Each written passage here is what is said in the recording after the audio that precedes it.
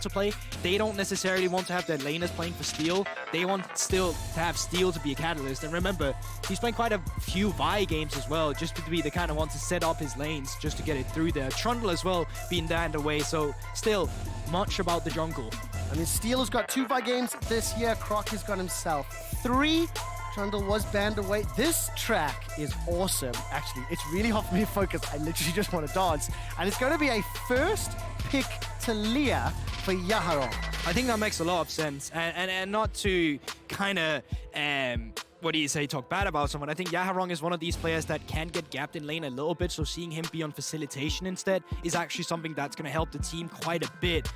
He's kind of like the same player that we will call Froggy, we'll call Taliyah a little bit. Does have his moments on other champions every now and then, but he's definitely a good pick with this Taliyah here. It's also doubly effective because it is tinowns' most played champion along with Ahri. He's won 7 out of the 8 games that he's played this summer. So, you know, not only valuable for DFM, but denying that from Loud will be great. That Misfortune has been secured, has been a very successful pick throughout the course of the day. And Sejuani, another champion that is seeing high presence across day 1 of World. Yeah, so let's see what they're actually looking to utilize for themselves here, because you can match it yourself. You just want to lock in that lock in a jungler here, and then just say, you know what, there's still quite a few AD carries up and available. We're going to wait afterwards. But it could also just be the fact that you want to contest on the Misfortune immediately by either going for a Tristana or an Aphelios to try and see if you can match her in lane instead. But Misfortune still very, very strong on this patch. So let's see what DFM has planned out for their draft here. Looks like they're going to secure that Aphelios. Question it, do you feel like you need to pair yourself up with a support right now? Because you are still against Loud, who's of course sitting with that red side and has the access for that counter pick on the support role. When I look at Yutapon as well, I cannot see any games played of Aphelios this summer. He has played a number 7 throughout the course of spring, so not a lot of recent picks. Not going to be too unfamiliar with that option. And I know it was one of the potential counters we were talking about in the previous game. Poppy will be the last champion secured here for DFM. Yeah, I mean, spring everyone was about, like, had to play Aphelios. If you're a pro player, an AD carry that had to go through spring, you had to know how to play this. So Yutapon, of course, no stranger to the champion either. And the question is, do you feel like you need to lock in a support here in 3 and start banning away some counters if you're looking for the engaged supports that we've seen so many teams default to? Or are you going to look for a counter pick in the mid lane against the Taliyah? What option do you prefer to see in this scenario, knowing that tinowns has already had one of his champions removed and obviously the bans are possible too? I mean, looking at yourself on red side, you already know what the enemy mid laner is picking. Yeah. So just getting that for yourself is great. You can blind pick on 4 here if you want to keep the flex alive on the Sejuani. I just feel like you send it top and you pick your jungler or pick your top laner and you keep that counter pick alive for the Misfortune, just because you can already see what they're looking for from the side of DFM. You have a facilitating jungler, you have a facilitating mid laner, you have a carry in the AD carry position. So I think it just makes a lot of sense if you can shut that down. Now, let's find out what happens in the second phase of bans. I love that. This is a classic strategy from a lot of pro players that goes back to, let me hover a champion in the first part of the draft phase. They were hovering Yone, and now it's the first champion the enemy is going to think about when they go into the second ban phase. Do you think it makes sense, though? Would it have complemented the composition for DFM, or do you think they're in their heads? You know what I mean? Yeah, I mean, I think like sometimes it may give you too many things to play for, but Yone is still one of these champions that actually functions very well in a team fight, unlike a lot of other bruisers, so it could make sense. Definitely could. But there's also a lot of other champions that still will make sense from the side of DFM, like Dion coming out. Okay, crystal ball time. What do you want to see locked in? I know you've talked about the counter pick option. Maokai secured here for Robo on Loud? No, DFM Abby. That's what I thought. Abby, Maokai. Will it happen? Will it be banned or stolen away? One was the next one. One last option here. Both DFM have Loud now slowed the drafting phase down significantly. Yeah. In comparison to phase 1, figuring things out and also trying to figure out what will the other team select. What you have to realize is that jungle bans was a big attention in the first draft phase, and the fact that Trundle was banned out on 3 gave a lot of access to Steel to go for the Poppy, because that meant a lot of the counters are out of the window. It's also the reason they decided to say, you know what, we're going to ban Olaf as well and make sure all the Poppy counters are just going to be out of the way, because what's left up, you go for a Jarvan into the Poppy. No, that's not going to be the case. Maybe a cheeky Skarner, but I'm not actually too sure if Croc plays it. They might also just default to the Sejuani, put it in the jungle, seeing as they have 4th picked their support here. And of course, that Amumu now secured for Chaos. There's a lot of go forward buttons. The Sejuani, a lot of Sleepy course. Trouble Bubble. The Amumu and layer on top with bullet time. Aatrox is locked in. Robo will now either get that Sejuani. I want to know if you like the option into it as Harp gets the Alistar, or do you want to see a different pick? Because we talked backstage about running some aggressive options into Aatrox, at least being able to contest it. I mean, this is the game where you say maybe we just want to play the side. The problem with that is that even DFM still has a mid laner that has incredibly huge, quick access rather to the side lane with the Taliyah wall. But I think if you have a flex and you wait to 5 pick for your top laner, you want something that really makes sense. You want something that secures through the matchup, and I think you just have to slam something that works in the top lane. Instead, they've actually decided to lock in the Viego, and this is where I don't always fully understand what they're looking for, because if you already had the counter pick for one of your lanes where you could have just picked the jungler immediately, and then you could have gotten the support counter pick instead, now you just gave them access to put themselves in a good position for DFM by giving them the Alistar into the Amumu. So I think on red side, LOUD didn't fully utilize what they could have gotten here. And the question is, will it punish them, of course? Will this be something that comes back to hurt them? Find out how this Viego and Sejuani play out, because I think that's the crux of this in terms of where you wanted to run potential, counters a strong word, but like answers into what is being presented to you. And I do think it is very crucial, it's very fair to be critical of a team that's already lost a game, playing a little uncharacteristic from what we saw from them regionally or domestically. And I want to zoom out and say, how do you expect the early game to play out? Where should we focus our attention? I think early game, you focus on DFM and what they have to offer as well, because there's a lot of ways to find ganks. Steel can go into any lane and find kill pressure if he wants to. From the side of LOUD, you have team fighting on easy mode. You have Sejuani, you have Amumu, you have the Misfortune. Like, you go down in, early Season 2, back in Season 3, you ban Amumu, you ban Malphite, those are the classic bans. This is the kind of composition you're looking for LOUD. So if it didn't work out in the first game, this should be the one where it's not too complicated finding yourself a lead in a team fight, if you're even. Shouldn't be too complicated. That is a bold sentence, I think.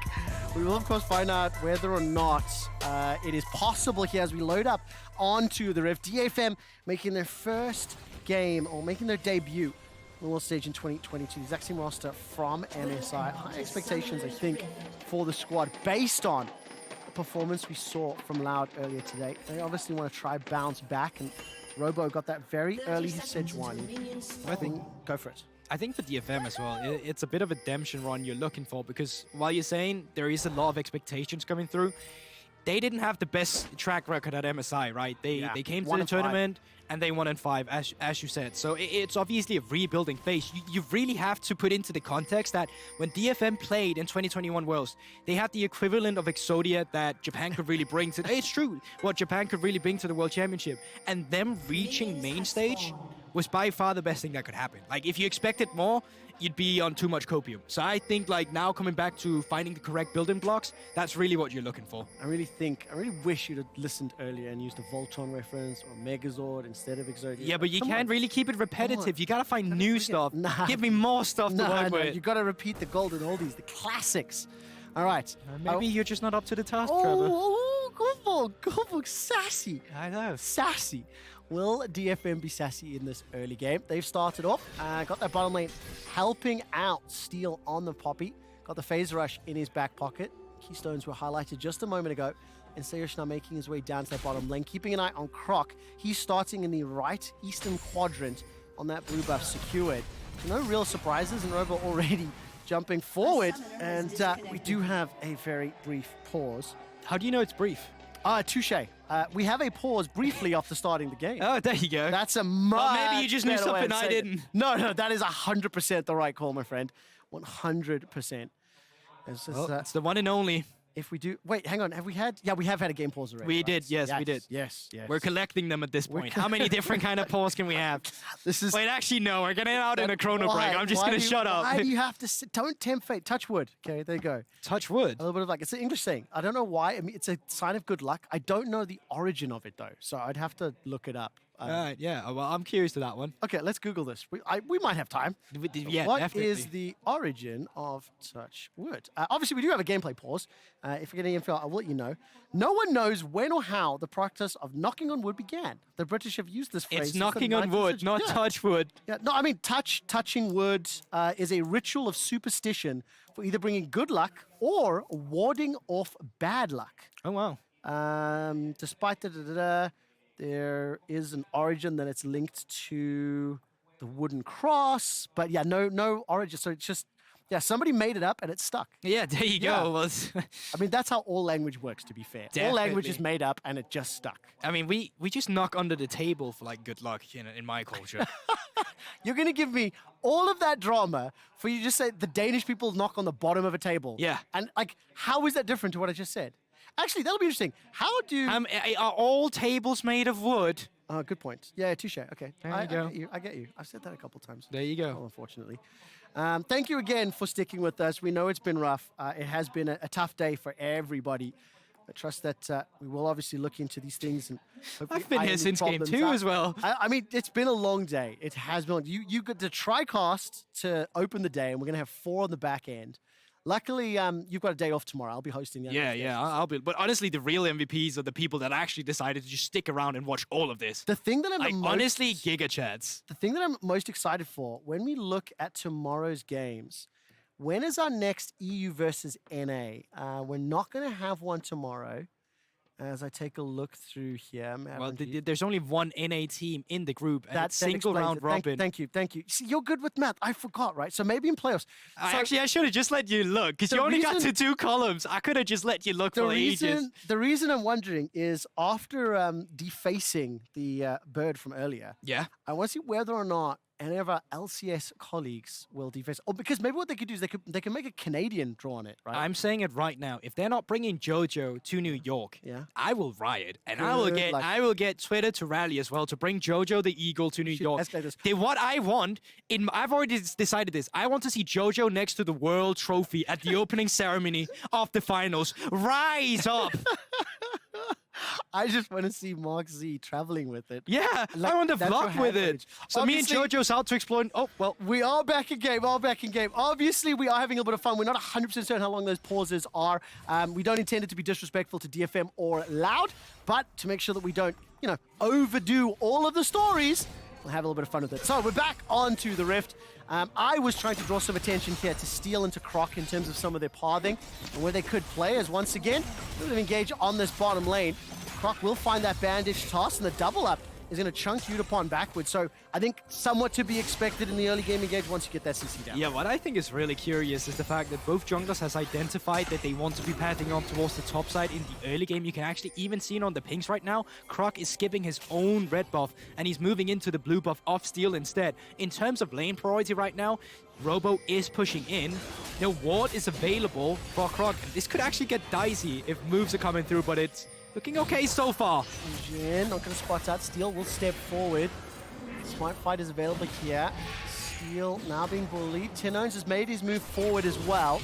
Yaharong is going to step backwards. So Croc will steal that blue buff away, reset the timer on the one he's already secured, and put this Poppy from DFM behind. I really liked how tinowns was able to push that wave and step in to at least potentially back up Croc if anything played out. How good is this game sense? Does he know that you would just pop Sweeper afterwards? He's not been spotted of it yet. That's why Steel activated the Sweeper. Oh, baited by observers. Was so good. That was exceptional from the observers. But I also think it does show, what options could have been available to Croc. And then as he backed away, it's one of those things where could have been amazing. Didn't work out that time around. Now look at Robo though, because he does not have flash on the Sejuani, and Steel rides around the corner. Oh, that steadfast presence is huge!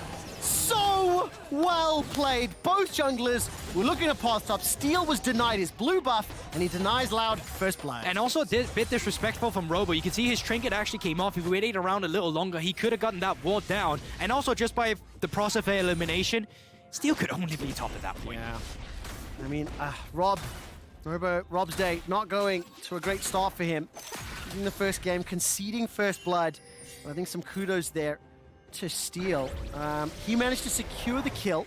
Gonna have that recall instant teleport back for Aatrox and Ebby in the top lane. And every time we look at this bottom lane pushed in, so all 3 lanes pushed a little bit by Loud, and it was Robo that was punished. Yeah, and you can see, I think Robo wanted to come down. He wanted to set up, but just never got the chance because of the pressure from Ebby. And then knowing that there's no mobility available, or that he's just not going to react in time to the flash Q coming through, Ebby set it up beautifully with Steel coming around to just ground him down. And no flash for him either. Teleporting Knight for that Sejuani top. Ultimately getting punished for that. Yutapon and Harp this time round at a very minor CS advantage, push this wave out. Sejuani has recalled, going to start to roam back down to rejoin his bot laner. And I think for Loud, they got to be a little bit careful. We have seen Aatroxes today already running away with the game. But also, once these champions hit level 6, the engage power is absolutely fantastic. And if Croc is able to steal away Aatrox or even that Aphelios' soul also can be hugely impactful. Oh yeah, definitely with the Aatrox there. Like, just moving forward, you don't really need the ultimate, like, but just being able to have that extra CC in your kit after finding a kill, that's going to be huge. But you're waiting for it. From the side of Loud, you're building up. Slowly but surely, you're waiting the anticipation. You're not really looking to make all the plays just yet, but once you start hitting level 6 in your champions, that's where you start getting action. But the same can be said for Yaharong in the mid lane. You're level 6 on the Taliyah now. Once you start picking up a lost chapter, once you have full points in your queue, that's where you start to shove in the lanes. But for now, it's actually Loud making the first move. Again, managing to get the damage on the Yutapon. Bandage toss onto Harp. Continue to hammer. I mean, Brance is just destroying, like completely untouched that fight because DFM are running for their lives. And I'm just so curious as well because finding counters to the misfortune in terms of the AD carry position is actually going to be a little bit difficult. You want something that can challenge her like the Tristana with mobility, but if you're just there handshaking with auto attacks or standing behind minions when Qmax is the thing now, you are just not going to be winning out on the trades. And now with finally having that bot lane priority, forcing Yutapon and Harp to go for the reset, Loud is just going to be starting up the first objective with the neutral Drake here. And this is 6 minutes and 30 seconds into the game. This is a brilliant time to pick up this first one. I'm starting to get nervous for DFM already because much like our previous game, Chiefs, DFM's early game and getting leads in the early game is kind of how they've picked up their wins, right? And now, Coolbook, how would you put it in terms of their decision-making late game for DFM? Because they're already starting to be pressured and pushed around. Hold it. Trouble bubble. And Abby will be conceding the next kill here. Now pick that one up, Robo gets it. Yeah, there you have it. They might even continue the skirmishing. The thing you have to realize is that they're just very early setting off for the Herald skirmishing, if that's what they're looking for. 1 minute and it will be spawning, so looking to continue with that neutral objective stacking. But to go back to what you did say, Trevor, I think DetonatioN Focusme, when they sometimes have gotten a lead, is one of the teams that feels a bit pressured to make a play. They have a very slow average game time. It's because they're not too quick at closing out their games. Well, this time around, Yutapon and Harp, they start the fight. They ultimately lose the fight. The return damage from Make It Rain. And Brance stepping back with that double up is meaning Harp and Yutapon continue to be bullied just a little. They're not conceding CS, it must be said. Both bot lane is sitting on the same, respectively equal, both middle and top. But again, seeing a lot of trading, and Croc and Steel haven't yet gotten involved for that secondary sort of third game. It's one of the things where DFM's bot lane here really wants to contest hard and making sure they get the reset first. Getting resets first as a bot lane just means you get the first move, which means you often get to be the one starting off the Herald. The main problem DFM is finding themselves in right here is that they're now on reset. That means that there's a window now that Loud can look, and as you can see right now, tinowns push at the mid lane, Croc around as well. Level 8 for tinowns here. Yeah, and they're going to start off this Rift Herald, as you mentioned. Steel is pushing up. Yaharong will be able to catch that wave. Robo is keeping Ebby busy, but look at the supports. So a lot of potential members gathering around the Rift Herald. It's down to 4,500 HP. Sejuani will be into the river a little bit later as the Sleepy Trouble Bubble from tinowns will delay Yaharong. It's basically a 1v1v1v1v1 as now the players are starting to converge. It's Loud that have gathered enough members and pushed DFM away. I mean, it's literally all 10 players in the top half of the map. Yeah, you can see they're still looking as well. And this is the power of the Zoe and these chokeholds as well from tinowns. Just continuing to land these bubbles. And with no cleanse available, all DFM can look for is a Poppy ultimate and see if they can get the steal. Oh man, now all of a sudden Steel and Ebby, do they get jumped on? The Rift Herald is still alive. It managed to reset, got back up to full now, reset down to 2,500. Harp looking for the engage, level 5. Battlestar goes out. Oh, that's a great ult. Trouble, bubble, catches onto Yutapon. He cannot do a thing. The Herald is, however, secured on the side of DFM. Now Yutapon's running away for his life. Getting caught by Make It Rain. Has fired at the Moonlight Vigil. Gets caught by the auto. Double up, waiting for the cooldown. Sleepy Trouble Bubbles dashed away from. But the flash forward from Brance. Gets himself the kill. The re-engage from Steel will not be able to find anything. The bandage toss from Sejuani, forced to flash for his life. Now all of a sudden tinowns gets himself one. Everybody's in the jungle, and Ebby has got one, looking for more. The Battlestar takes him out. 9 kills at 9 minutes. it! And what an overreach for DFM. They get the Herald, they want to disengage, but they want more. And immediately, Loud, they punish. tinowns on this Zoe. Isn't it just a fun champion seeing how it all went down? Let's have a look at the replay once again, because it starts out with a great zoning ultimate from Brance as well. Big credit though to Steel, who manages to steal the Rift Herald, and this is where you just want to bail out. There's still so many tools for Loud to continue the fight, but I think as we move forward, this is where it's messed up. Yaharong stays around for too long to look for a play. You don't do damage on the Taliyah just yet, and Steel wants to follow up with it, but this is where tinowns punishes. He comes in, he steals the flash, he still has to stopwatch, and great teamwork from Loud, who actually manages to bounce back in a teamfight setting. Something that really lost the game against Beyond earlier has now won them a fight here against DetonatioN Focusme. Look at this energy, Gulborg! It's Worlds, baby! Oh, it had to be there. Loved that team fight, and I would like to highlight the Kraken Slayer at 10 minutes and 55 seconds for Brunch, 2-1 and 3. tinowns is 3-0 and 2 on that Zoe, and he picked the Zoe into the Taliyah. So definitely doing what you want to see, and I think it is crucial because we were talking a little bit about the approach to draft on red side, and I think for at least these first fights, Loud are going to be pretty happy. Yeah, they are definitely happy about this one. Remember, they're the team that stacked up and Drake early as well, which means that just in 10 seconds, we're going to have that next objective available. Robo does have that teleport, so does Ebby if they want to fight. They are not unleashed yet, so if they want to join, they'd have to do it on a turret. Oh man, right now, tinowns is under a little bit of pressure. And all of a sudden, Steel is going to use that Hex Flash over the wall. Steel's holding on. Not going to be able to find any CC to connect, and tinowns was forced to flash away to safety just to respect the engage. And just look at Steel. He looked at them, and he had to flash. Yep. The gaze of that man. It's about sending a message, you know? It's about war. It's about forcing that flash and just make him go away. It's not going to make them go away from the objective nonetheless. It's still very much priority in the favor of Loud. And once again, it's the same story as earlier. Bot lane is pushed in. Brance joins the fight. And just speaking about Brance as well, this was a guy that was subbed in mid-split. He's 18 years old. Robo? Rob's Day. Rob's Day. Rob's Day. Vamos Loud! Hashtag Rob's Day. 2-1 and 3. It's okay. For me and all the confused reviewers out there, what is Rob's Day? Rob put a tweet out, Robo put a tweet out saying that for all Brazilian fans, get behind him. He had pretty much every Brazilian flag possible on glasses, hat, scarf, and he decided it's Rob's Day, and CBLOL just got behind him, and so did I. That's it. It's that simple. It is Rob's Day indeed, and it might even be Loud's Day if they can equalize the day with the score as well. But they're not going to be looking for a dive just yet, but they are maintaining control. I'll give you this. It was Loud's evening, because daytime did not go their way. It's been a long time since that game. I mean, if we go on like this, it might be their nighttime as well. That's the case. Right now, Loud, 2 dragons up, 4 kills up. It is only 1,000 gold. I think it is crucial to keep that in mind.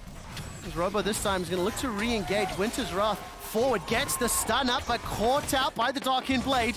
Turns to re-engage. There's minions doing a lot of work, and Robo is feeling the Sejuani. He's got the level advantage, he's got that Balmy Cinder, and looking to keep Abby busy. There's no support coming from anywhere else. Yeah, and crucially as well, he hasn't been backed yet after that. He's still staying around here. He still has that teleport. He still has the possibility to just clear up the minion wave, hit up that recall, and then come back with the items. And you know what? That's exactly what he's going to be doing. Of course, the next objective to fight for will be the Rift Herald as well. There's possibilities for Loud to move their bot lane up towards the top side if that's what they're looking for. It's still 1 minute and 30 seconds, so there's loads of times in terms of where you want to apply that pressure, but you can clearly already see it with the map move now. Support, moving up, looking to take charge. I mean, the itemization, at least for the last couple of moments, there was a couple of mythics on the side of Loud. It has literally just been balanced out by DFM.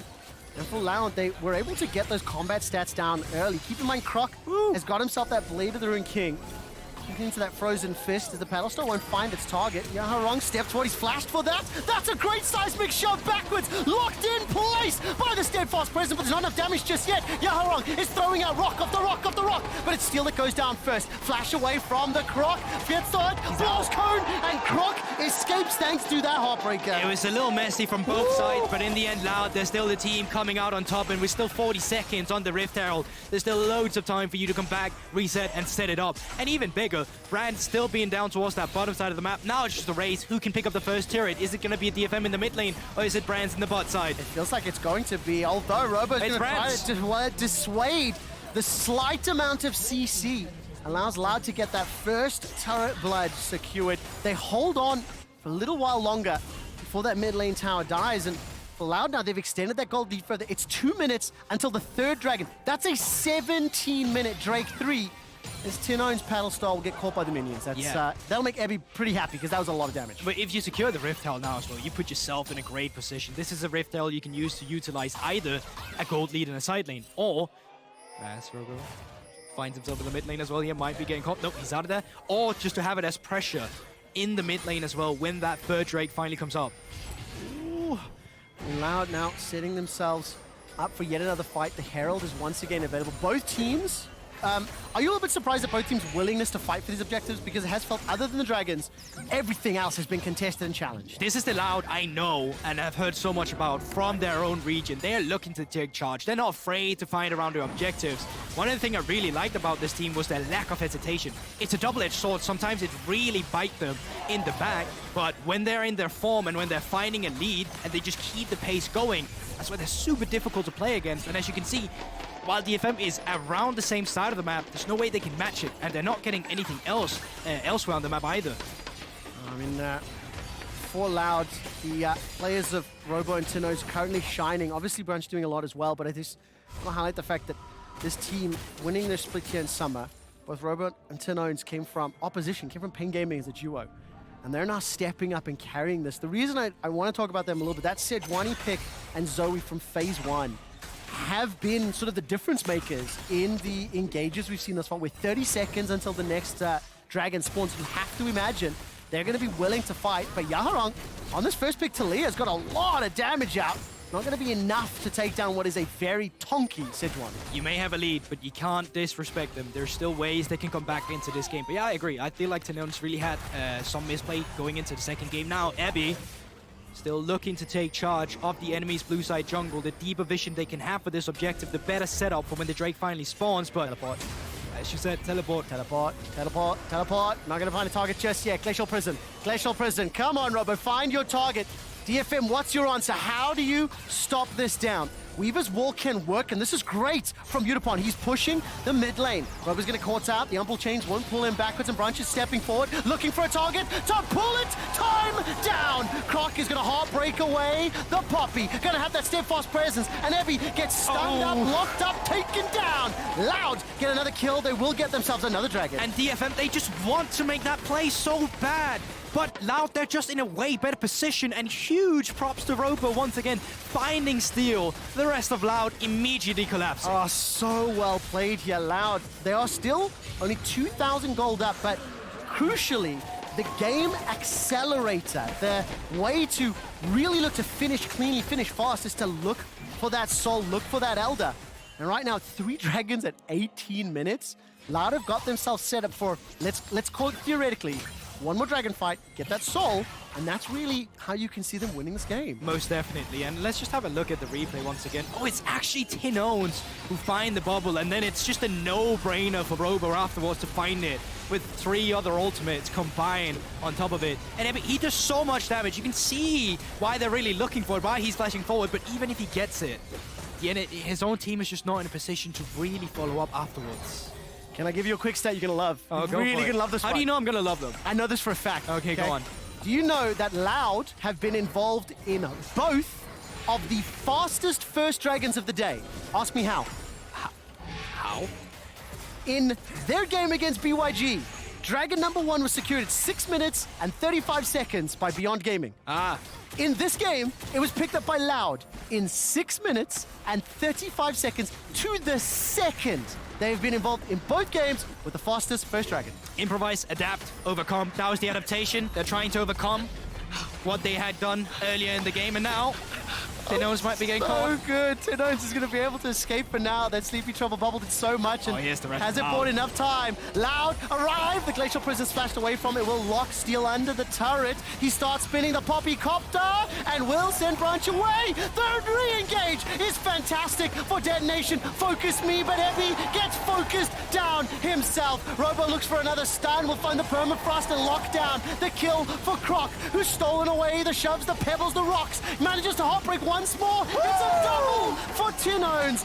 4 more kills for Loud, and they are running away with this game. Only one traded back for DFM, and as you said, they are most certainly running away with it. 20 minutes into the game, they're lacking their jungler. But how bold are they feeling? How much are they feeling themselves? Purple Worm has been starting up.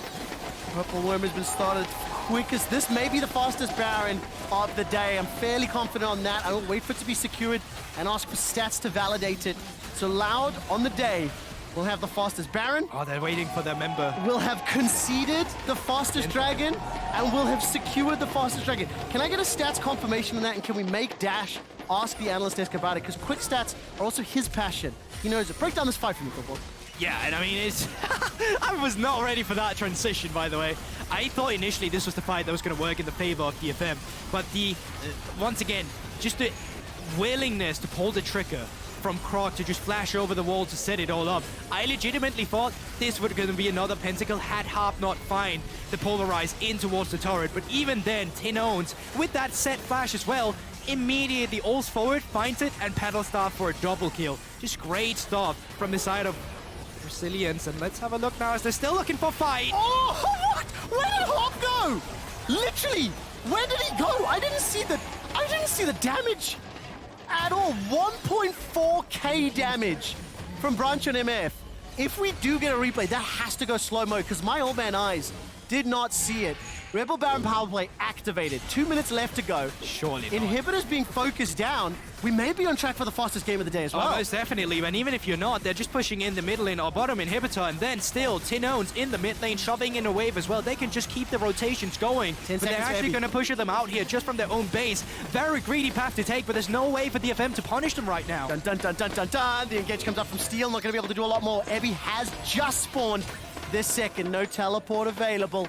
Inhibitor secured in the bottom lane. Yeah, most definitely. But it also just feels like now they're just waiting for the pressure to come through. They're looking to find a RAF point of attack. They're not really looking to commit to anything too much, I say, as an engage comes through. Does indeed. The bullet time's flying across Harp. Steel is the next target. Chunked down. Ebby forced to run for his life. Robo goes over the wall but doesn't find the target just yet. Yutapon will just about go down as Croc will heartbreak his way forward. Another tower falls. The inhibitor's being focused as well. We are on track for the fastest game of Worlds 2022.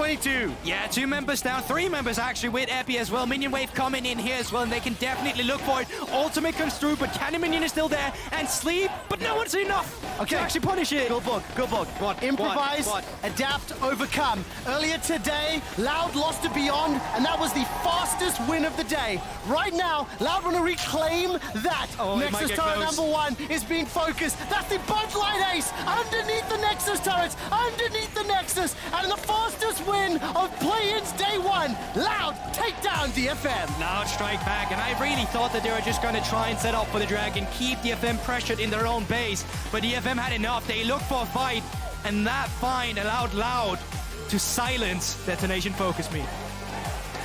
Oh my word, what a game. Everybody at home, I got very excited. I got a bit carried away with that one, but my word, did I have fun. So, in 2 games today, Loud are now 1-1. They have conceded the fastest dragon of Play-Ins. They have secured the fastest dragon of Play-Ins. They originally conceded the fastest loss of Play-Ins.